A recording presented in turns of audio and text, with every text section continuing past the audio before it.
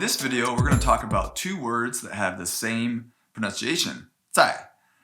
One of them we've already learned before, and we are going to check this out. So this is the way we've learned it before.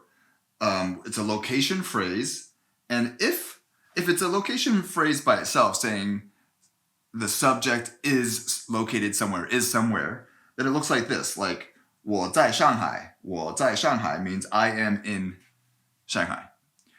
If we're going to put a verb to it, saying like where the verb is happening, then normally it's subject, 在 location, so the location phrase, and then the verb. So for example, 我在上海工作. I work in Shanghai. So that's the normal order of the sentence.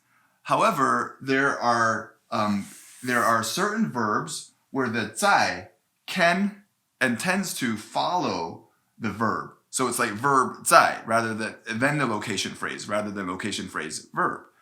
And generally these verbs have to themselves, the verb itself has to do with movement or location. And let me give you some examples here. In red, 住 means to live. So you can say live in a place, live in a house, live in a city. 住. So it has to do with location by in and of itself. 站 means to stand. So it's kind of like movement or location, like where that thing is happening. 坐 means to sit. 放 means to put. So this has a kind of sense of movement or where something is placed. And 停 means to stop. So I guess movement, location, I don't know if that completely works for all of them, but that's the general pattern. When verbs have to do with location or movement in and of themselves, the 在 often comes after.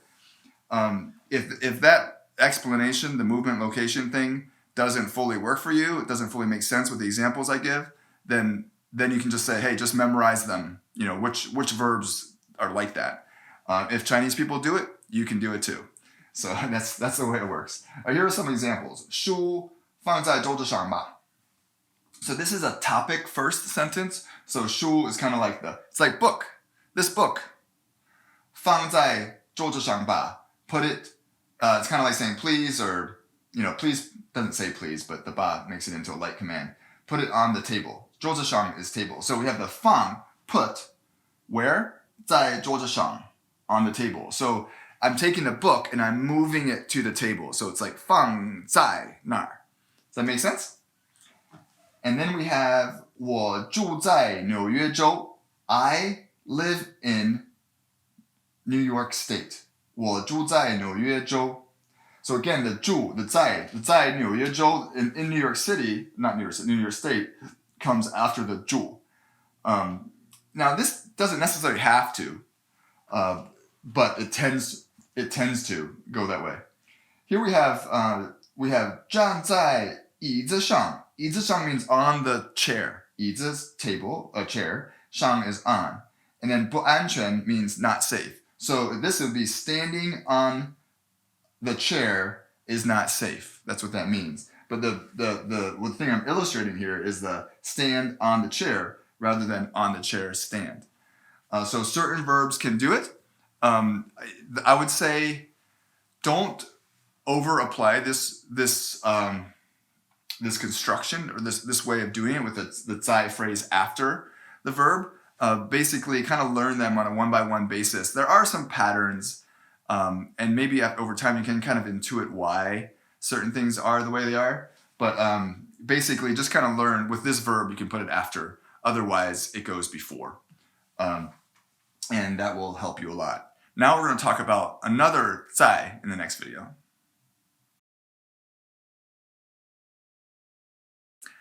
I'll point out before I jump into this point that the title of this video is Everyone Wants to Go to Heaven, but Nobody Wants to 在.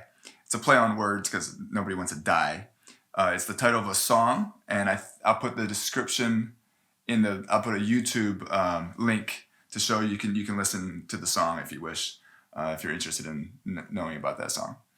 Okay, so now we're going to talk about 在. This 在 means again in its kind of basic meaning, and it goes right before the verb, and it applies to something happening again in the future. If it's in the past, it's another word, 有. And you can ask me why. I don't know why there's two words for again, one in the past, one in the future. But hey, that's Chinese. That's language. 请你 here's some examples. 请你再说一遍. Please, please, 请你再说 say again one time. We actually had this example when we studied 一遍, one meaning one time the whole way through the whole process. 请你再说一遍 is a very common phrase. Please say it again if you didn't hear or understand. Here we have 我们 this is from All Set Learning. 我们明年再来. We next year 再来 come again. So it's kind of like 我们明年再来. It might be saying we will come again next year. It might be saying, hey, let's get going. We'll come back next year. Something like that. 我们明年再来. That's from All Set Learning. I think I mentioned that. And then 再 can also mean, it's kind of an extension of this meaning again, but it can also mean to some more or keep going. Don't stop now. Here's an example. 再点几个菜吧. This is from All Set Learning. Here, 点 means to order food. It does not mean little. So it's a verb. 再点, so again, or order, so 几个菜 means several dishes. 吧, making into a suggestion, a light command. So order a few more dishes. 再点几个菜吧. Does that make sense? So it's we could also use the word 多点几个菜吧. It would mean the same thing, but 再 can also mean like some more, keep going, don't stop. It's kind of an extension of the basic meaning again. So another example from All Set Learning is 再找找. 找找 means to look for something. So look some more. Keep looking. 再找找. Or maybe even more simple and classic than either of those examples, you could say 再吃一点. Eat some more. That's very, very common for Chinese people to say that when they're hosting. Yeah, eat some more, keep going, don't stop. Go for it.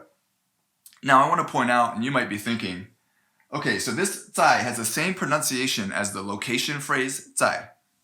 And it also, like the location phrase normally, we just talked about the exception to that, but normally goes before the verb. And this goes right before the verb, right here, 再说, or 再来 or 再点. And isn't that confusing? Well, yeah, it is a little bit. Also, 在 even